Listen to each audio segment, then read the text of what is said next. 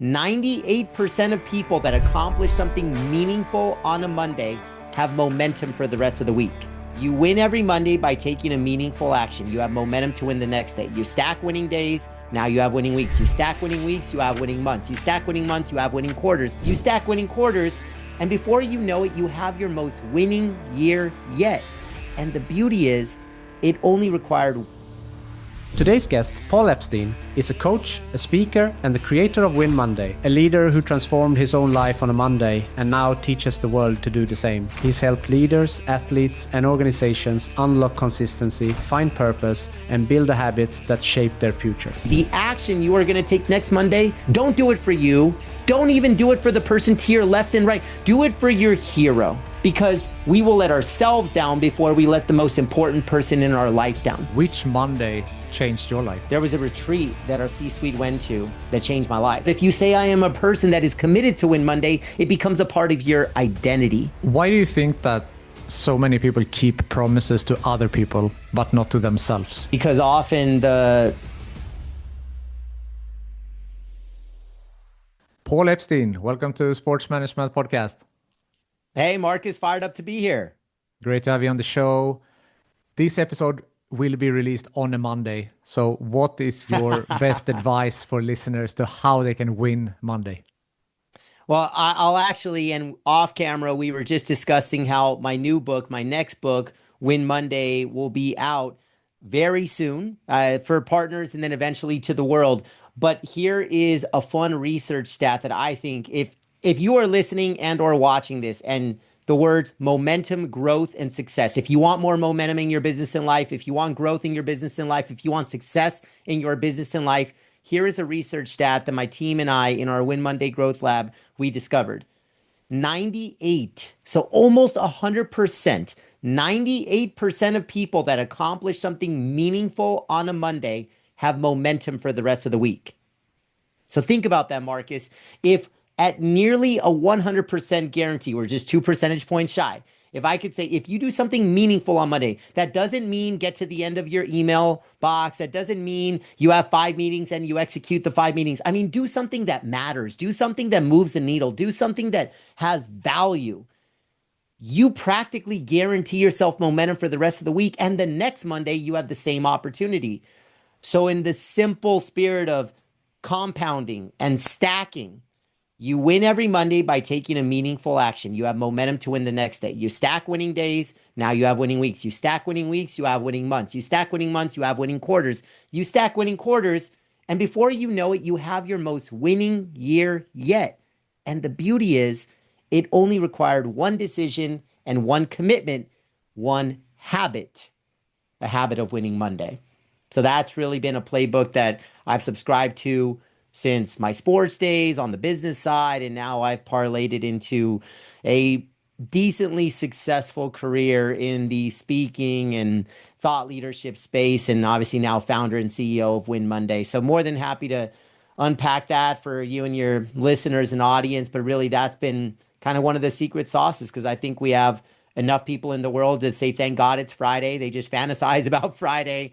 And I don't know if you, Marcus, and or folks listening in are familiar with this concept of the Sunday scaries, where basically on Sunday night, when we think about the week ahead, we have stress and anxiety and overwhelm. That's about 93% of people, according to the research. So if you think about, you have a world that largely is already feeling negative thoughts Sunday night. They're looking forward to Friday. Most people waste Mondays. But I'm trying to inspire a mission and a movement of people and teams and companies that say we're done with wasting Mondays. We're determined to win Monday. I love that. So 98%, obviously, huge number. So in order to get that momentum, you need to get started. So how, what's the best way for you, the best tip of getting started? I love it. And oh my gosh, I love this so much, because to your point, 0 to 1 is hard. Getting started is the hardest part. 5 to 6, 9 to 10, 20 to 20, easy, because you already have momentum at your back. Getting started is the hardest part. And here's the beauty, and I'm not just going to paint this to be about rah-rah or motivation. Win Monday is not about motivation. Actually, And even me personally in the mirror, there are Mondays that I don't feel like a winner. I don't feel like taking the winning action, but I still do.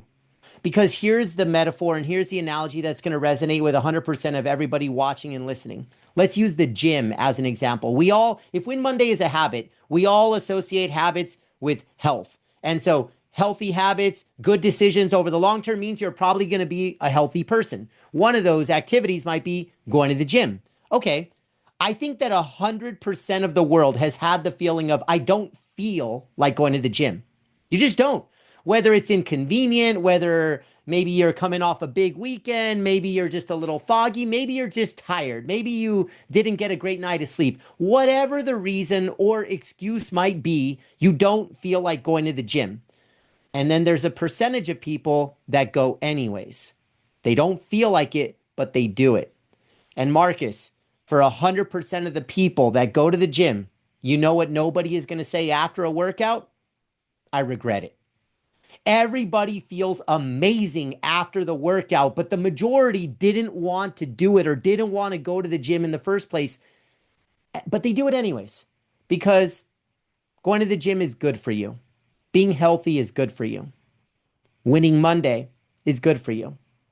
You may not feel like taking a winning action on Monday, but you should do it anyways because it's good for you. And that is the power. Win Monday is not about motivation, it's about commitment and it's about identity. I am committed to Win Monday. We as a team are committed to Win Monday. We as an organization are committed to winning Monday. And for people that have high standards, a standard of excellence, their character, if I say it, I'm going to do it. And when you tell other people that you are a person that wins Monday, you are more likely to do it. Your commitment, your stake in the ground is I am a person that wins Monday. And here's the kicker. Commitment begins when motivation ends. Commitment begins when motivation ends. Win Monday is not about motivation. You will not be. I guarantee you will not be motivated to win every Monday. But if you say I am a person that is committed to win Monday, it becomes a part of your identity.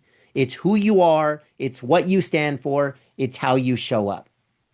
Definitely. And I was going to ask that because motivation versus discipline, you said commitment, but that's the thing, right? You will not always be motivated, but if you have the commitment or Correct. the discipline, then you show up every day. Yeah. To your point, and look, these are all cousin relationships. I always call them, honesty and integrity and trust. Okay, these are in the same hemisphere here. Discipline and commitment, standards, character. Basically, can I count on you? Do you do the things that you say you're going to do? Are you consistent? Are you reliable? And above and beyond is, are you willing to do what others won't? I think that's the external lens. The internal lens is, are you willing to do things even when you don't feel like it? That is discipline. That is commitment. That is character. That is letting the world know this is who I am. Why do you think that so many people keep promises to other people, but not to themselves? If your boss tells you that you need to show up at 8 a.m., you do that. But if you tell yourself that you will go to the gym tomorrow, you might break that promise. Because often the promises or the comments or the internal chatter in our minds, it stays inside of us. And so there's what's the consequence? Do you feel guilty? Do you feel shame? Probably, maybe, but nobody's ever going to know. So silence is the enemy. I think we are all human beings that are wired for wanting to keep promises that we make to others because there's a sense of pride, there's a sense of ownership and responsibility and accountability. And I also think, Marcus, and this is part of whether we're talking goal achievement or winning the long game, I think there's a very important piece here where even in my keynotes, as I go through, let's call it a 60-minute experience. And the last 5 minutes, I tell a very personal story about me losing my hero, my father, when I was 19 years old. And ever since, he was a continuation high school teacher, which is essentially a continuation schools are a kid's last chance. They've been kicked out of traditional school. They landed a continuation. The next stop, the hope and prayer is that they don't become a statistic on the streets. That is the environment that my dad chose because he felt he could have more impact in that environment versus teaching in traditional school for decades. A couple years after he passes, a few of his former students recognize me walking in the streets in the same neighborhood that he once taught at. And they came up to me and said, "Your dad was the first person that ever believed in me. Your dad gave me a reason to think that tomorrow is worth it." And Marcus, when I heard those words, I didn't just hear their words, I felt their words. I knew that that's what I wanted to do in my life. Not necessarily be a teacher. I didn't choose a classroom. I chose a boardroom in the sports industry. And now I choose a stage. But the impact is all the same. We're all just on a mission of leaving people and places better than I found them. So in my speech, when I shine a light on my hero, I then put it back to my audience and I say, who is your hero? Who is that person that you would do anything for? And whether it's what you gathered from the last hour in this conversation or in this entire 3-day event, I want you to dedicate what you are going to do next Monday, the action you are going to take next Monday. Don't do it for you. Don't even do it for the person to your left and right. Do it for your hero, because we will let ourselves down before we let the most important person in our life down. The power of an external dedication, especially if that person, versus your analogy, which was a great one, that's a boss, and nothing against the boss, but at the end of the day, we're probably going to go through 5, 10, 20 bosses over the course of a career, versus you're probably only going to have 1 or 2 heroes over the course of your life. So the more important the person is to you, and you say, this is what I'm going to do, and you're committed to it, then you dedicate it to your hero. Because Paul might let Paul down. Paul's never going to let his hero down. And if we can all harness that version of a hero, that's what propels us. It energizes us to do the things that are good for us, even if we don't feel like it. That's really powerful. And you have really found your calling now, your passion, and I know that you're also the founder of Purpose Lab, so having a purpose in what you do. Those 93% that you mentioned in the beginning, that they sit on Sunday and they don't want Monday to come, probably they haven't found their purpose. Probably they're not in a job that they love, right? I think that's a fair statement. I think the reason why part of our research is 76% of people say that Monday is their worst day of the week. And the 3 words most associated with Monday are stress, anxious, and overwhelm. And then you combine that with Sunday scaries and those sleepless nights.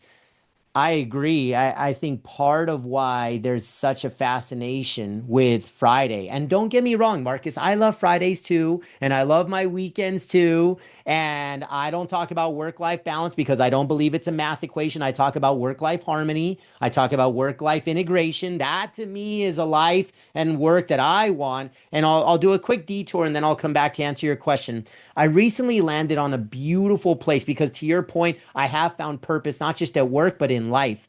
And so if I could simplify what that really means, because purpose, sometimes it feels too out of touch, out of grasp. It feels like your head is in the clouds. So let's talk about a couple of different emotions that we can all subscribe to. We all understand what these mean. And I think that they are pillars that uphold purpose. And they're not the only 2, but I'll give you 2: happiness and fulfillment. Show me a person that feels happy on a consistent basis and they feel fulfillment on a consistent basis. I can almost guarantee you that they are living and working into their purpose. And my definition of happiness and fulfillment, because I do have to travel a good amount based on what I do, being a global keynote speaker, my definition of happiness and fulfillment is love both planes. I love the plane that I get on to go do what I get to do. Not I have to do, but I get to do it. I'm very grateful for it.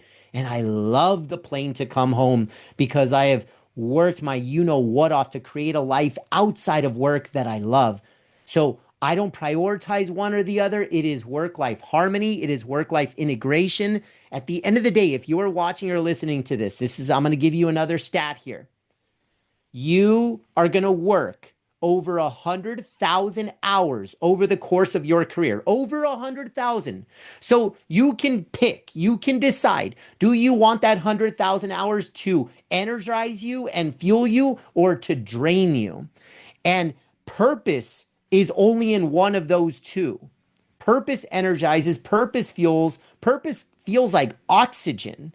And then on the other side, it's suffocating to say, I hate my job. I don't believe in what I'm doing. I don't even know if I'm climbing the right ladder. I don't like my day to day. I also would have the Sunday scaries if that's how I felt. I also would hate Mondays. And so, yes, part of this Win Monday mission and movement is as much as I want folks to produce and perform and achieve their full potential at work, I also want them to be happier human beings. I also want them to be more fulfilled and purpose centered human beings. And so, if you can find joy in what you do, take away purpose, joy. I enjoy going to work. Well, then Mondays are going to be more awesome. Sundays won't suck. And Fridays are cool, but not because you're done with a week of work. You're just excited for a weekend. And on Friday, you actually make the commitment. What am I going to do next Monday? That way, you don't even need to interrupt your weekend to think about Monday. You can actually plan how you're going to win Monday on Friday. So now, when you raise a glass or whatever you do after a hard week at work, you're going to feel like, I can't wait for it to be Monday. You're going to say, in 3 days, it's Monday, and I am fired up for that. And that's how we solve a problem of not just overcoming Sunday scaries, but I think this is a mental health thing. I think this is a stress and anxiety thing. I think all of this, it's nothing but positive things happen when we're stoked for what's ahead on Monday. For sure. And I guess this has not always been the case in your life. So which Monday changed your life? Well, speaking of purpose, when I was in the C-suite at the 49ers, so head of revenue, head of sales, there was a retreat that our C-suite went to that changed my life. And it was called Master Your Inner Game. Understand your values, discover your why. So it was very much about purpose at the inside of who you are. And Marcus, I had never done that work. I had never done that inner work. I didn't even know things like this existed. Of course, I'd heard of guys like Simon Sinek and Start With Why. And we actually at the 49ers had him come in and do a keynote. So that's what led to then our president, who was my boss. He was the host of this retreat. And it was Simon's talk that inspired this offsite. And then all of a sudden we got to do the inner work. And Marcus, I just got obsessed. I got obsessed because I felt like I found myself. At that point in my life, I'm probably in my, give or take, mid 30s. And so if you think about going through 30 plus years and you still don't feel like you found yourself, and I'm not saying anything bad about anybody, I'm not even criticizing the old me. I'm basically saying, unless you go through an intentional exercise or process, or you have a coach, or you have a workshop, like in my case, you might feel disconnected. And that's where a lot of challenges lie. That's where a lot of things like, I'm not clear on what I'm supposed to do. I'm not clear on how I want to spend the rest of my life. I didn't have full clarity either. I was just doing good. And I was, humbly speaking, successful in an industry called sports. And so I feel very, very, I'm lucky.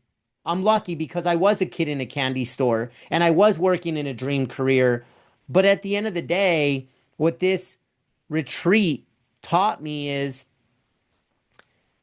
I need to mirror what I want to do in the outside world with who I am on the inside.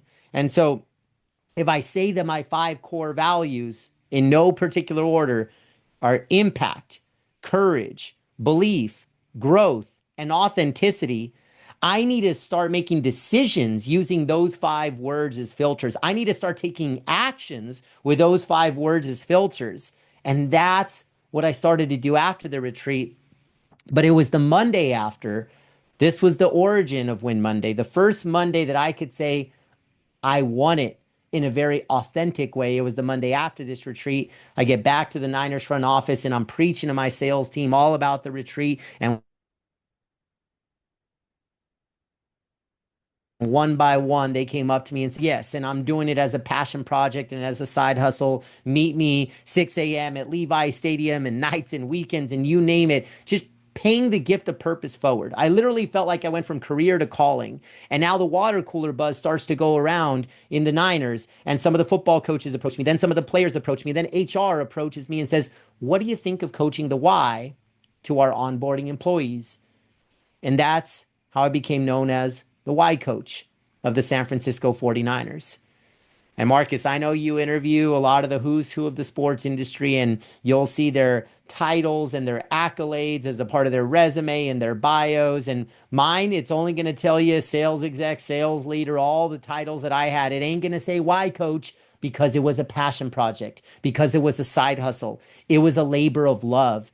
And when I found myself, I just wanted to pay that gift of purpose forward. And when I realized the power and the impact of being more intentional in what I did that Monday, I said, what if I did this every single Monday?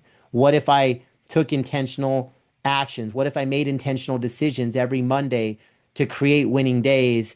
And that's what started to build my own high performance habit of winning Monday. And of course, now, darn near a decade later after that retreat, I'm just scaling it. Now I'm sharing it out with teams, with companies, with organizations all over the globe. And that's the beauty of winning Monday. It's simple, it's powerful, it's scalable, it's sustainable. It's not about winning a game or winning a day or winning a week or winning a month. No, no, no, no, no. This is a lifelong thing because habits stick, especially when you know they're good for you. I love that. You have also said obsess over standards, not goals. What do you mean by that? Managers manage to a goal, leaders manage to a standard. I think that goals are very short game. They're short term. There's nothing wrong with them. I think you need to use them as measuring sticks, as progress reports. Like in sports, I want to know what the score of the game is 5 minutes in, 10 minutes in, of course. But we all know that the only score that matters is the one that's at the end of the game. And there's two philosophies in sports if we're thinking about coaches. There's win at all costs, or there's the score will take care of itself.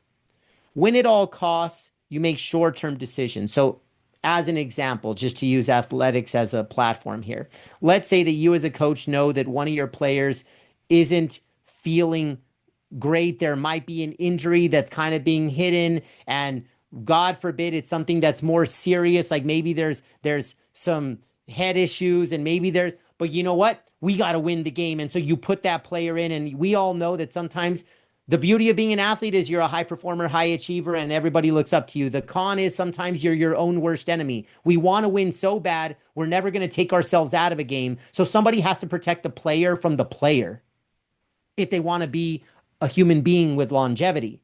But the coach with a mindset of win at all costs, well, at any cost, I say put the player in. I'm not worried about their long-term health. I'm worried about winning the game today. And that's not okay. Because when we say the score will take care of itself, it becomes about process, it becomes about system, it becomes about details, it becomes about habits. Whether it's winning Monday or whatever habits we subscribe to, and that's where I think the goals can get us in trouble sometimes, especially look, I was in the sales arena. We did whatever it took to get our monthly number, our quarterly number. And sometimes it wasn't the healthiest of behaviors. Sometimes it was beneficial for us, but harmful to the team, harmful to the organization. Yes, we hit a number, but at what cost? Sometimes it's all positive, and sometimes to create a positive, it requires a negative, and that's a decision you don't make if you're trying to win the long game. But if you just want to hit your number today or this week or this month or this quarter, you might do some things that you're not proud of 5 years, 10 years later. And so that's really what I mean is goals are important to understand where you stand, but I don't think that they should drive decisions and actions if you truly want to win the long game versus standards. Standards are character. Standards are who you are. Standards are what you represent. And if you can rise to the level of a standard and it's a standard of excellence, notice Excellence, it's not just about result or outcome. Excellence can align to everything that you imagine for your future. I want excellence in my work. I want excellence as a parent. I want excellence as a husband. I want excellence as a community member. I want to have excellence as a mentor. I want to have excellence. I could keep going, Marcus, but that's the point is excellence to me. There's almost no report card. You just know when you did your best. You know when you put your best foot forward. You're not always going to win. You're not always going to get the result. You're not always going to get the outcome, but you are at peace. You're at peace because you know, to use another sporting analogy, you left it all out on the field. When you leave it all out on the field, it's because you fulfilled your standards. And that to me is more important than goals. Yeah, definitely. No, that makes perfect sense. And I mean, talking about standards, habits, behaviors, what are some non-negotiable behaviors for people in your company, in your team? Because we're so habit driven, we understand that consistency is what matters most. I think there's a couple of key principles here, and I'll actually walk you through even our core values. So we frame it off of our Win Monday cycle. So there's 5 components, and I'll walk you through each.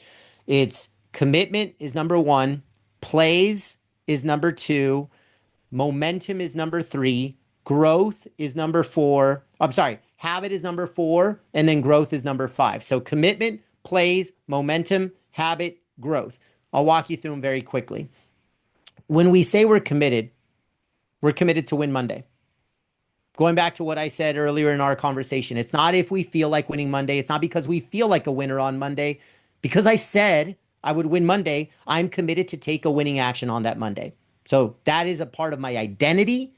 I communicate it to the world because, to your point, Marcus, when we share it out with the world, we're more likely to stick with it. We're more likely to do it. It is more sustainable. And honestly, winning alone, it's cool. Winning together is better. If you put it out to the world, there's going to be other people that are drawn to it and inspired about it. They're going to say, I want to win Monday too. Let's do it together. And 2 becomes 5, becomes 10, becomes 20, becomes all of a sudden, you create your own tribe of people.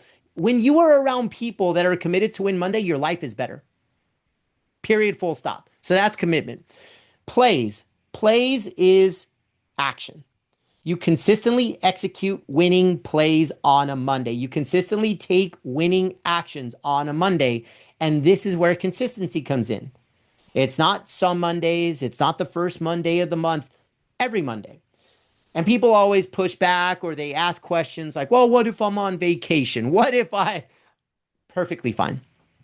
I don't think that winning Monday always has to be this big, bold, audacious thing that's a needle mover at your work. Sometimes it will be.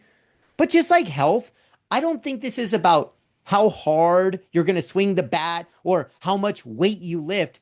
More important is how consistent are you going to the gym versus like, oh, my max bench press is this. And oh, I bench 50 pounds less, but I'm going every day. You go twice a month. Who's going to be healthier? It ain't the person that's maxing out their bench press. Same thing. Oh, I took a massive rip. I took a massive action on one Monday. It doesn't matter. How consistent are you? I'd rather say brush your teeth every day, and that's a sign of good hygiene. Again, these are all fundamental habits. So consistent execution. And oh, going back to the vacation thing, cool. Great. All right. Well, you're about learning, you're about growth. Cool. All right. So what books do you read? What podcasts? Oh, how about this? Marcus's podcast here. What if you, as you're sipping a Mai Tai in Maui, you say, well, I'm not going to take a week off from listening to this podcast. So you just hit play while you're sitting having a cocktail. And that's 10 minutes, 20 minutes of a vacation. It's a winning action on a Monday. And it's a signal back to yourself. I win Mondays even when I'm on vacation because I said I would. And that to me, that's where that consistent execution and no Mondays off takes place. It can be small, it could be bite sized. Okay. And now fast forward momentum. With consistent execution of plays, we believe in the power of momentum. Marcus, you're a sports guy. Probably everybody listening and watching is as well.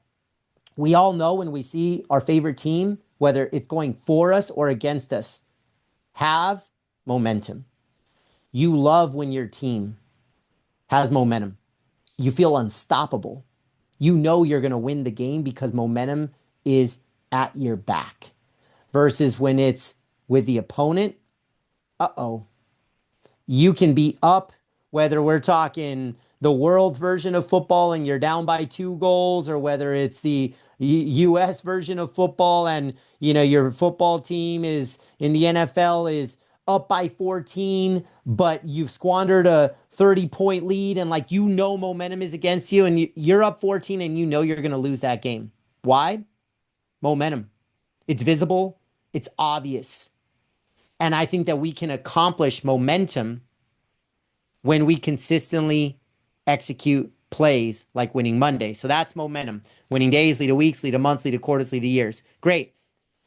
Research tells us that the average habit, there's variances to this. It depends on how significant of a lift it is. But for most people, 4 weeks of repetition gets you to the point of habit formation. 4 weeks. So what that tells me is if we can win 4 consecutive Mondays, that's 4 weeks of momentum, bang, there's a habit.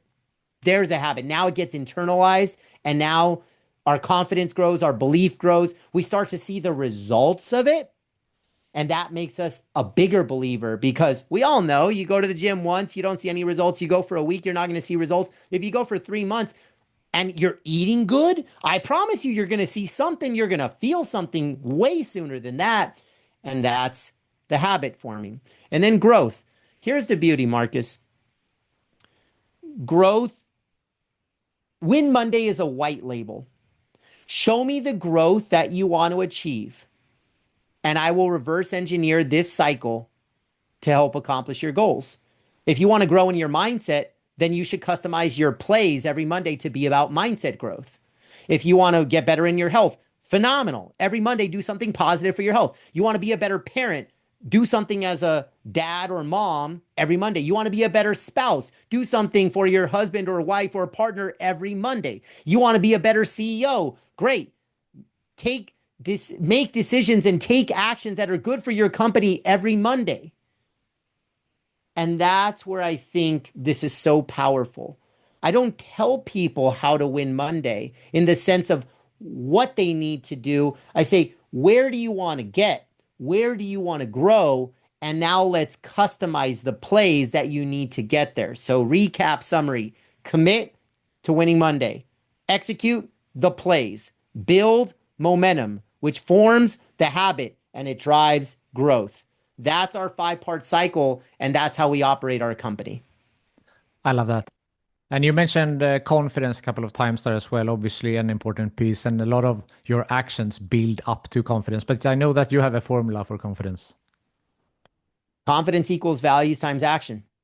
I learned that through the retreat that changed my life. When I started to take consistent action on my values. And here's the beauty, and I'm going to give your audience a journaling prompt that I use, and it's very simple, easy to understand, easy to implement. I'll share it in just a minute. But if you think about the formula, confidence equals values times action. Think about the multiplication in that as consistency. In other words, show me a person that takes consistent action on their values. I will show you the most confident version of that person. Show me a team that takes consistent action on their values. I will show you the most confident version of that team. And the way that I realize this, Marcus, is all confidence that is unshakable starts from within. Because it's easy to be confident when you're playing against a lesser opponent or when it's a perfect economy, perfect market conditions. So easy. I call it blue skies confidence. But unshakable confidence starts from within. And when I got to know players off the field and off the court, I knew, gifts, talents, abilities, and skills, there's no difference between the best and the worst at that top 0.001% in the world at what they do. But yet, why are this group of players showing up big in the biggest games and the biggest moments and the other group falls flat? And there was a confidence gap. One group had blue skies confidence The other one knew confidence starts from within and it became unshakable. And so that was really the root of where I started to fascinate about what really makes people confidence. And I think that the athletes that show up big consistently in the biggest moments, they understand that they control their confidence. They can manufacture their confidence by doing the work to prepare themselves for knowing who they are. And then they connect, who am I? What do I stand for? How am I showing up? And how they show up is how they play, produce, and perform. But they first did the inner work. So that's kind of the context. So here's a journal for your audience. It takes 1 to 2 minutes, and you only have to do it once a week. So doesn't matter how busy we all are. Everyone listening and watching has 1 to 2 minutes in a week. Here it is. For the week ahead, I will live my value of blank by blank. The first blank is the value that you choose. The second is an action that you connect to the value. So I'll repeat it. For the week ahead, I will live my value of, insert value here, by, insert action here. And the action has to be connected to the value. So Marcus, I'll give your audience 2 examples. Let's go with a softball like joy. Okay, joy.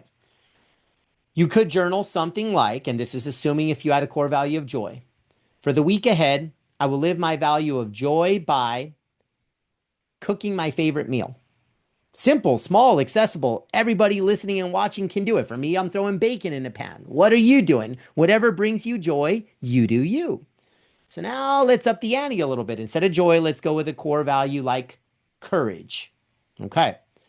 So if you had a core value of courage, you could journal something like, for the week ahead, I will live my value of courage by having that challenging conversation that I've been putting off. And you wouldn't have that conversation because Paul said, you would have the conversation because courage is a core value. And that's exactly how the journal works. And last caveat with this, Marcus, is remember the research stat about habits. It takes 4 weeks. In other words, if you only do this 1 or 2 weeks, it's not going to lead to any permanent change, no transformation. Marcus, it'll be equivalent to the average New Year's resolution. You know, those things that you commit to or you say you commit to, but by January 10th, Feb 1, if you're lucky, 90 something percent, they just expire. They just become sugar highs. And it's because there was no process, there was no system, like this journal as an example, and it never got to the point of habit formation. If you can get through 30 days of consistent execution, it will become a habit. So for everyone listening, if you are committed to the journal for the week ahead, I will live my value of, fill in the value here, by, fill in an action here. If you do that for 4 consecutive weeks, it will become a habit. And you don't have to journal after it becomes a habit. It's just to get you going. It's just to get you started. Marcus, I found 5 of my core values at this life-changing retreat. For the next 5 months, I journaled. Value 1, 4 consecutive 4 consecutive weeks, month 1. And then rinse, repeat, value 2, month 2. Value 3, month 3. And to this day, I did an audit recently just to keep myself honest. Like, am I still doing this? It's been almost a decade since that point. Growth, belief, authenticity, courage, impact. And Marcus, I kid you not, 5 to 10 actions at minimum per value per week. It's so internalized. It's just muscle memory. It's a habit. I couldn't get rid of it. I can't stop taking action on my values if I tried. And that is the most confident version of Paul, because Paul knows who he is. He knows what he stands for. I use those things as my filter for decisions and actions. And that's how I show up at work and in life.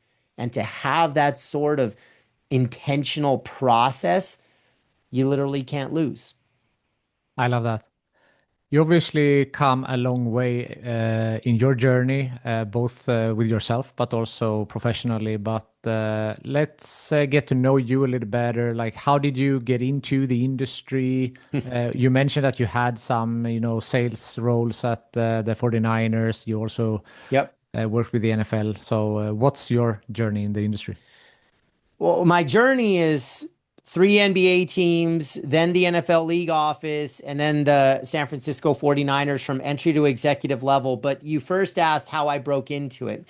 What's really fascinating is it was a little bit of luck. And I think there's probably some of your audience that's already in sports, which is phenomenal. There's some that want to break into sports. And so I don't want to demotivate anybody that wants to get into it because for all I know, everybody has gone through the proper sports management programs and training and you're doing all of it. And I frankly, in my earliest days, because I got started in give or take 2004. So at the time that we're having this conversation, it's over 2 decades ago. And so if you reverse back to then, Marcus, I didn't know that sports management was a thing. It was definitely much smaller back then. It existed. I just didn't know. I never knew you could work in your passion industry and your dream job. Like I just thought, oh, you cheer for the team and you cheer for the club and on you go. And it's just something you do as a hobby and in your spare time. Well, I'm working for a Fortune 10 organization in an outside territory sales management role. This is about a year after I graduated from USC. So I'm proud, born and raised Angelino. So it's right here in Los Angeles. And I'm driving a sporty Dodge Caravan, which, I know we have an international audience, but let's just say it's what many in America would call it the soccer mom or the soccer dad van. Okay. So as somebody that's 21 years old, not exactly I'm not exactly going speed dating here, but I was driving this caravan and I'm going from retail account to wholesale account. And of course, to kill some time, I had it on my favorite radio station of ESPN Radio.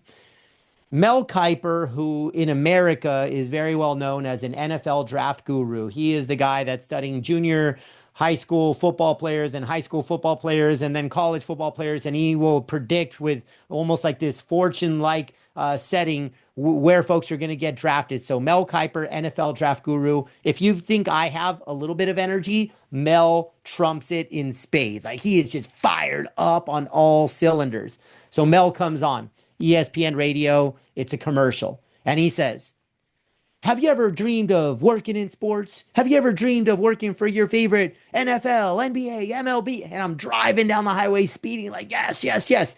And he says, call 1-800 SMWW now. SMWW stands for Sports Management Worldwide. I made that phone call.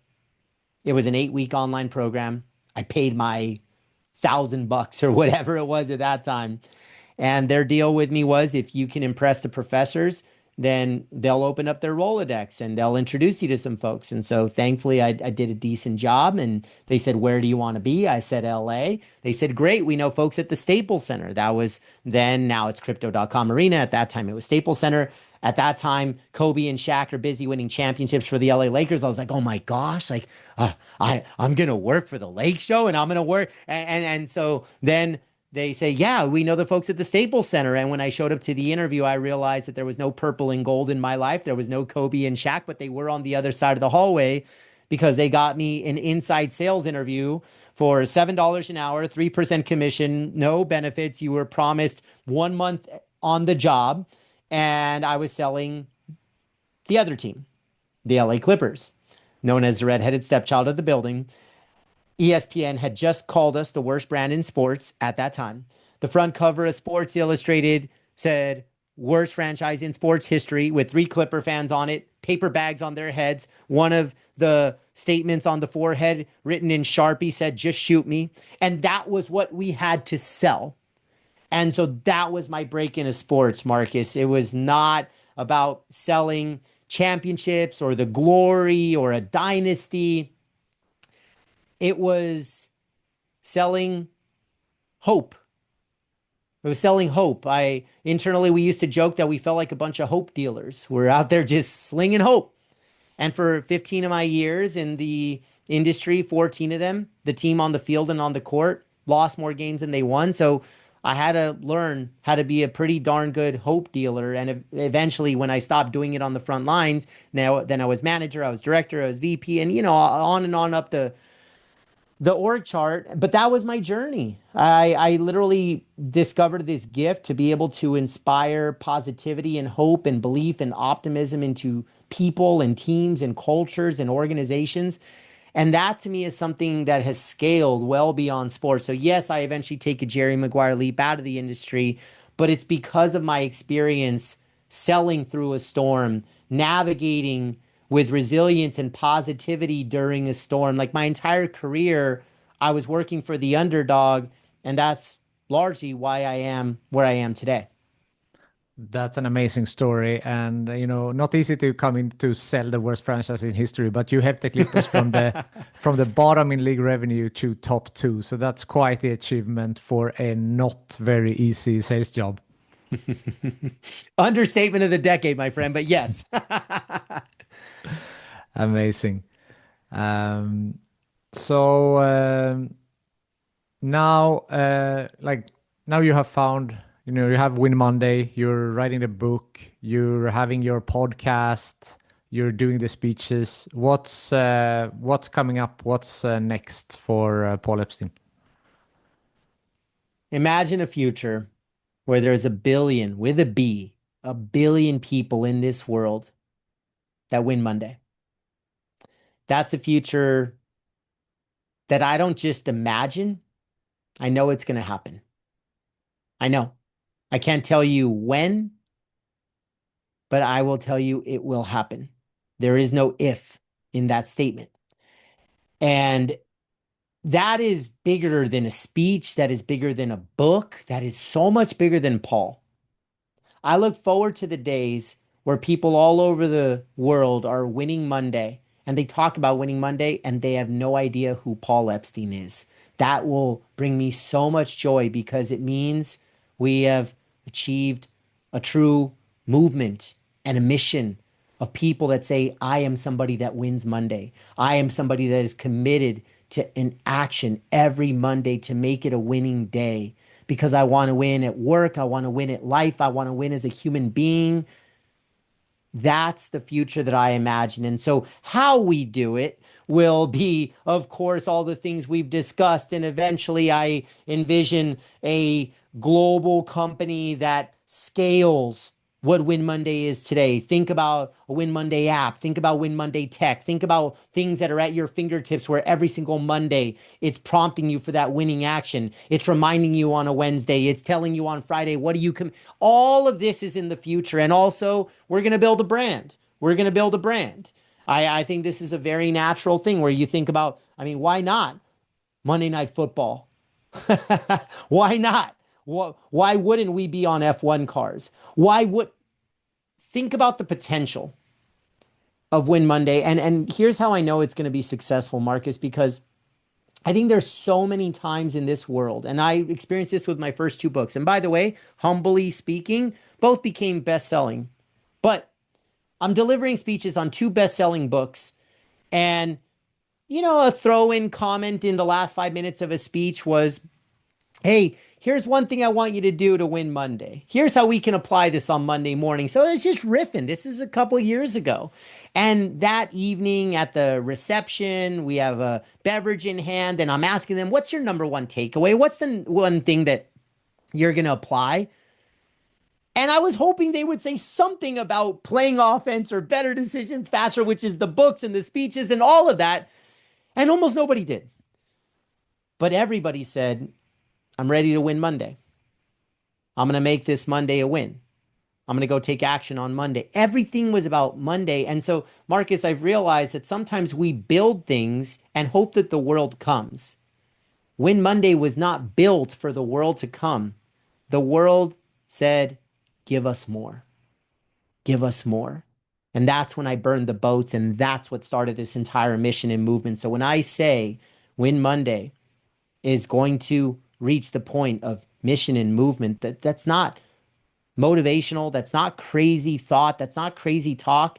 Every time I win the shirt or wear the shirt, I'm practically tackled in airports and airplanes. Like, where do we get 1 out of 7 days? People are like, that's awesome. The other 6, they look at me like I'm confused. Like, what about Tuesday? What about Wednesday? And I'm like, but the point is, strangers are approaching me asking, how can I get in? How can I get in? What is it? And as soon as I explained it, they said, how can I be involved? How can I support it? And so when the world keeps giving you those cues and signals, you just can't ignore it. And so I just feel very blessed. Like, Marcus, like I found my thing, and at some point it's not going to be my thing. I'm starting a thing because that's the hard part. Somebody's got to get it out in the world. And at some point, again, I'll reiterate and I'll repeat.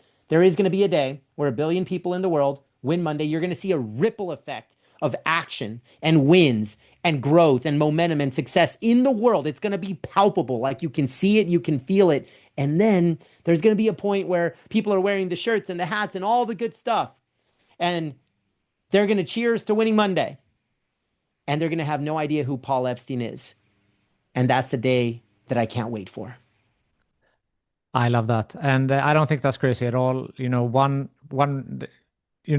talk about multiplication before. Like one person tells one person who tells one person, that scales really, really fast. And as you said, now the Win Monday is out there through your books, through yourself, through your speeches, through your podcasts. So fantastic. Can you call it a movement? Is that correct? Or Yeah, mission and movement. Let's go. yeah, awesome. Anything else, Paul, that you would like to mention before we sign off here? I want to invite everybody in from your community into it's not even my community, it's our community. Marcus, you are a part of the Win Monday community. Everybody listening and watching, I describe partnership and I define partnership as meet me at the 50. It's when two people, when two parties, when two teams, when we come together, same amount of care, same amount of commitment. And bottom line, we just want to see each other succeed and win. And I want to meet everybody listening and watching at the 50 and invite you in to the Win Monday community. So paulepsteinspeaks.com. You can see everything there. You'll see the weekly playbook there or winmonday.win. Just cruise over there, name, email, and every single Monday there will be a new action, a new tool, a new tactic, how you can make it a winning Monday. And that's the journey that I want to create for all of your listeners and your viewers and just everybody. It's really been an honor to be here with you, Marcus. And the honor is all mine. Paul Epstein, thank you so much for taking the time to be on Sports Management Podcast. Of course.